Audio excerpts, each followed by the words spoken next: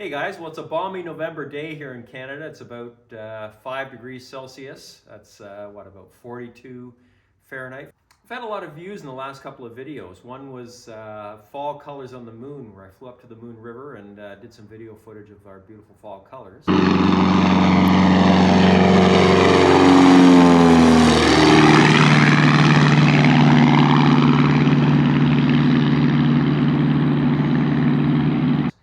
And the other was landing on a field of clover.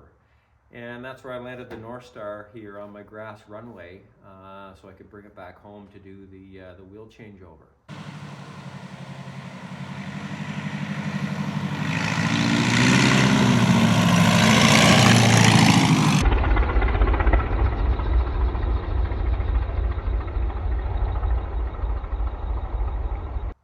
And in some of the comments, people have said, hey, what's a wheel changeover like? Like, how do you take the floats off and put the wheels on? So I thought I'd do a little video and show you the procedure that I go through to put the wheels on. And that's what we're gonna do today.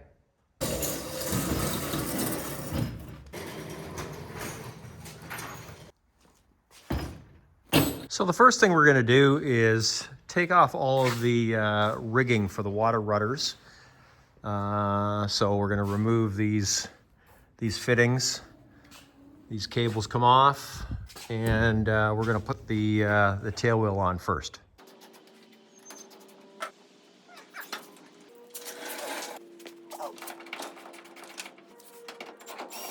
All right, tail wheel installation. So we've got lots of choices with tail wheels these days. I've got the Alaska Bush Wheels tail wheel, but I'm using a conventional leaf spring. The airplane actually came with the T3 suspension, which is a great suspension, but I prefer not to use it because it comes with a trade-off. The T3 actually lifts my tail about 4 inches higher than with the conventional leaf spring. And that's great because it gives you more clearance for brush and that kind of stuff.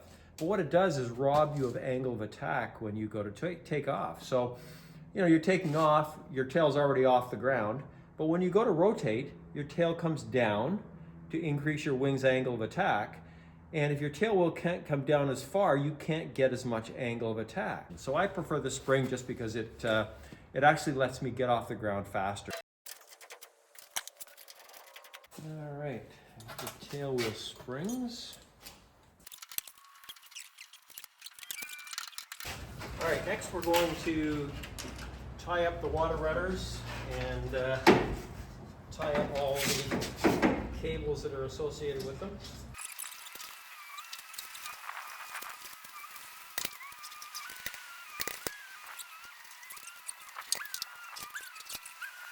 Okay, so before I lift the airplane, I've got to secure the tail because the weight's going to change a little bit when the floats are on versus when the floats are off. So I don't want the tail with that change of weight to be either dropping down, going up, or moving side to side.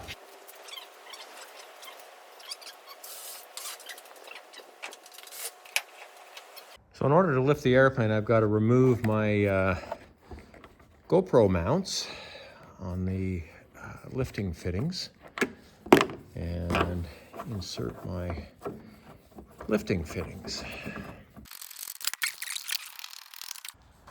Then we got to install my handy lifting bar here.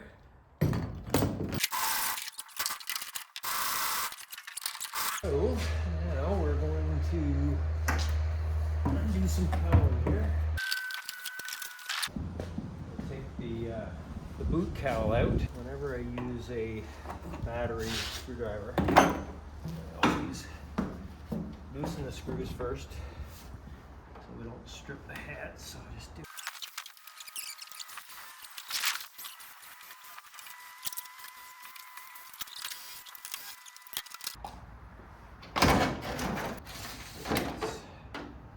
Removed like so.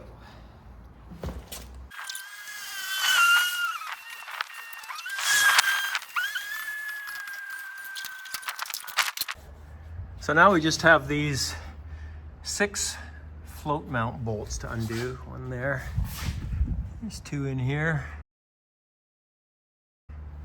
and same 3 on the other side. So we got to remove those 6.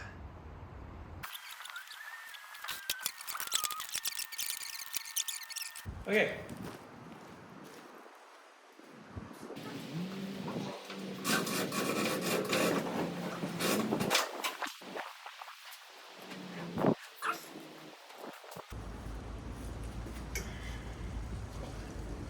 Using a tapered punch.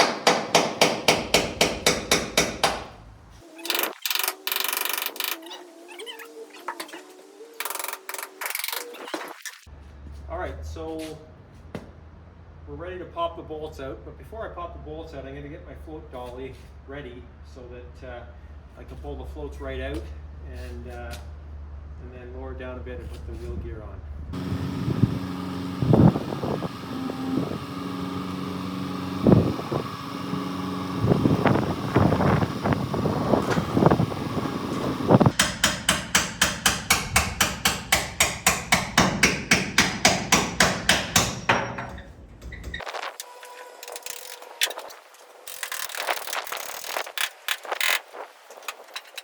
Now, I'll hoist her up.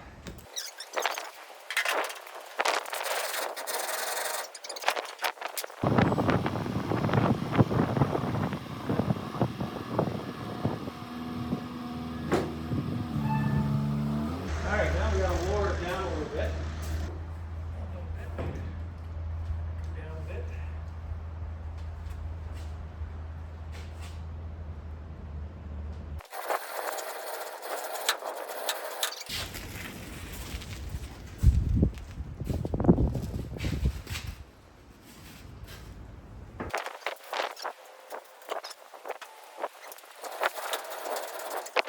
Rubber gloves, because every bolt is going to get some anti-corrosion grease.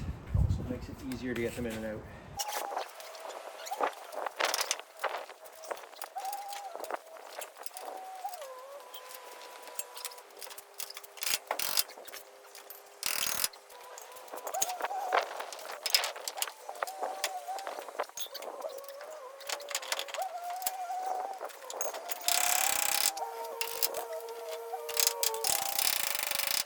This is a part of the operation where sometimes some foul language comes into play. Putting the cabane struts up alone is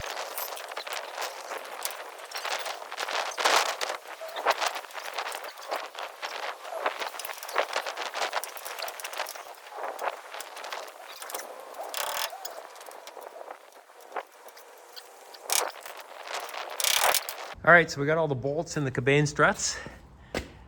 And so I've got to put the washers, nuts, and double and triple check everything. Still have to hook up the brake lines. So it's now sitting on its gear. I've got the weight off the hoist. All right, now we can button up the main cowling.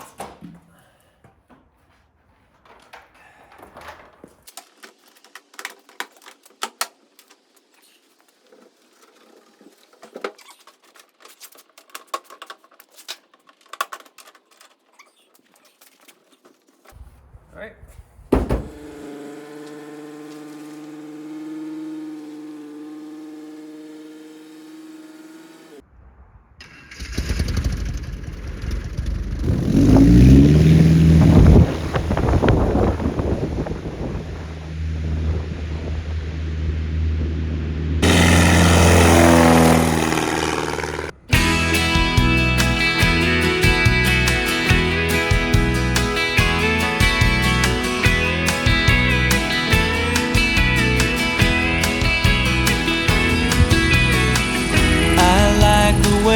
Sparkling earrings lay against your skin so brown.